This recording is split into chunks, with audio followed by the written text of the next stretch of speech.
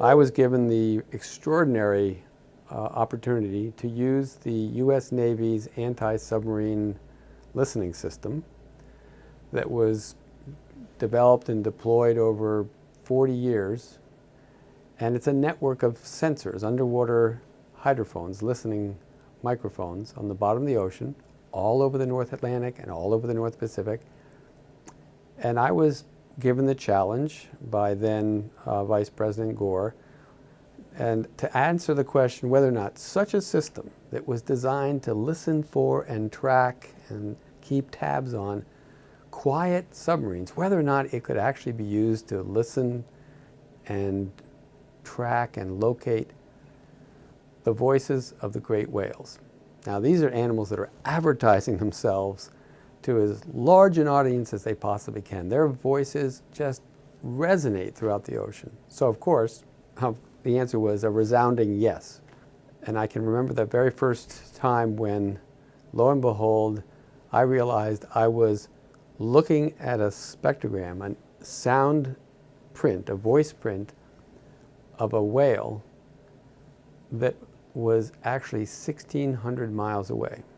But in any case, there I was listening to the ocean, and suddenly my mind just had to flip inside out, because instead of thinking of my world or the world of the whales as my world, which was out as far as I could see or out as far as I could hear, suddenly I was invited into this world where, my goodness, I can hear an animal across an ocean, right? I can listen to an animal that's hundreds of miles away, in fact, sometimes thousands of miles away. So isn't this their world? Isn't this the world that the whales had come to know and had evolved in and were taking advantage of? So what you're looking at here, this image, is a spectrogram. This is a voice print, if you will, a picture of 1 year's worth of sound recording converted into an image where the lightness here represents the collective voices of a population of whales singing, not just one whale, and actually not just one population. There are actually two species in here.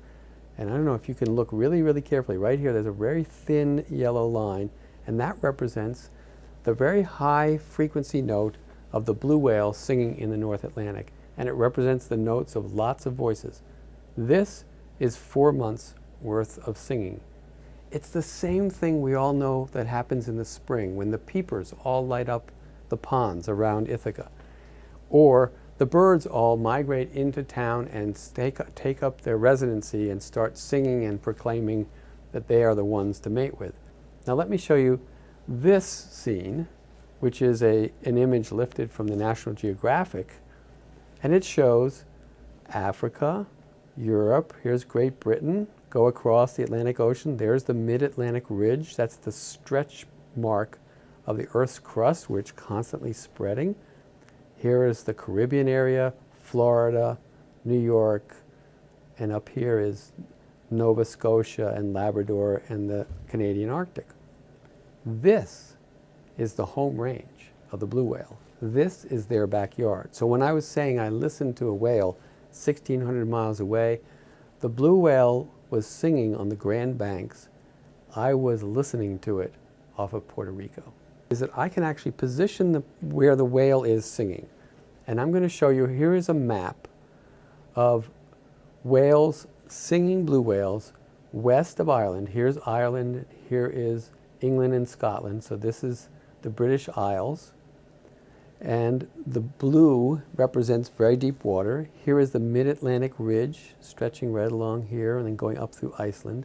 And each of these dots represents the position of a singing blue whale within a 3-hour period, right?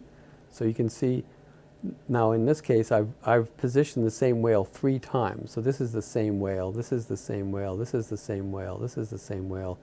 This is a group of animals, and here you see, so there are probably roughly about 8 or 10 animals in this picture. But I can position each one of those singing whales and show where they are in the ocean. So it's the same thing we would do on land, but at a much smaller scale on land. Now we're doing it over hundreds of thousands of square miles.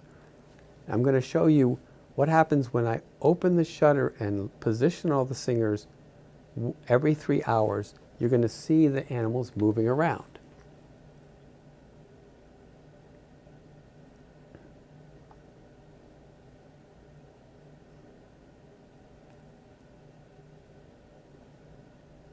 And one of the reasons I was plotting this and tracking all these whales and taking the time to do this meticulous work was trying to answer the question, hey, are the whales communicating?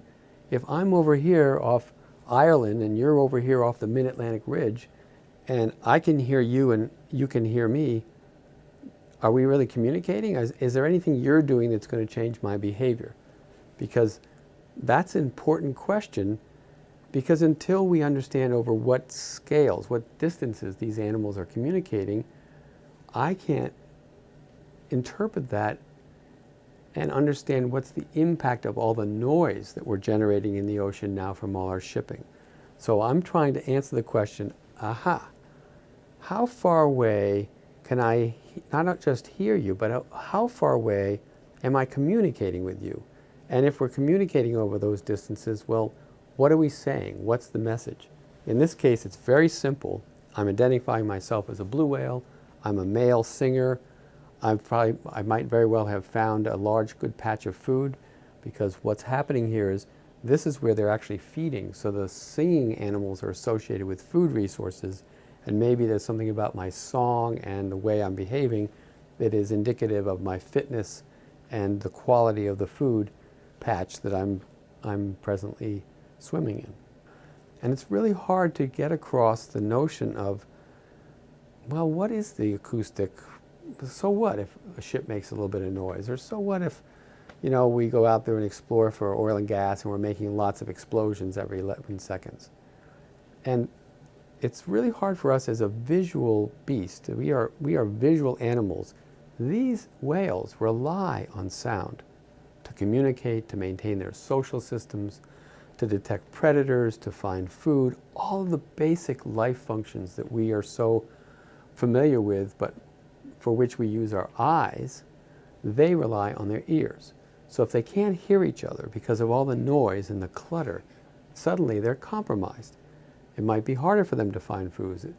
Again, it's a visual representation of the noise habitat where this is time, this is one day, a 24-hour period, and this is frequency or pitch. And this is all low frequency. And here you see, I call this a rural habitat, because here you see lots of deep blue representing quiet ocean, normal quiet ocean. And down here you see all this glow of the yellow and the orange and the red. Well, this represents the collective voices of the singing whales. These are all, in this case, these are all singing fin whales. And this was recorded in the Sea of Cortez. This is the Gulf of California where John Steinbeck wrote his books. And here is another habitat. This is an urban habitat. This is the Mediterranean Sea. Fin whales live there too, but so do a lot of humans.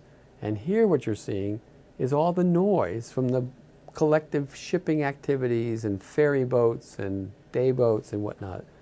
This is all the clutter.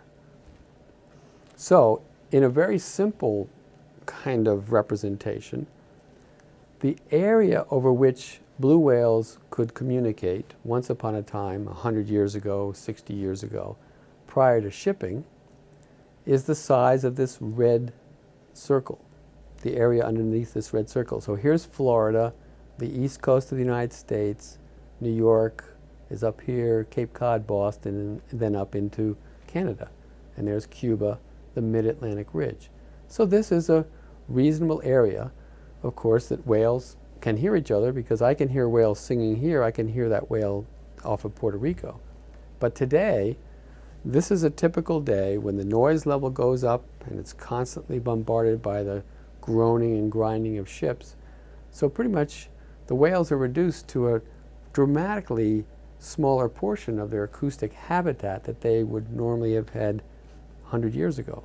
And remember, these animals live to be 100 and 150 years. So when the animal was a teenager and it might have enjoyed this kind of space, today, because of all the shipping noise, all the traffic that brings the goods and services to Walmarts and helm depots, etc.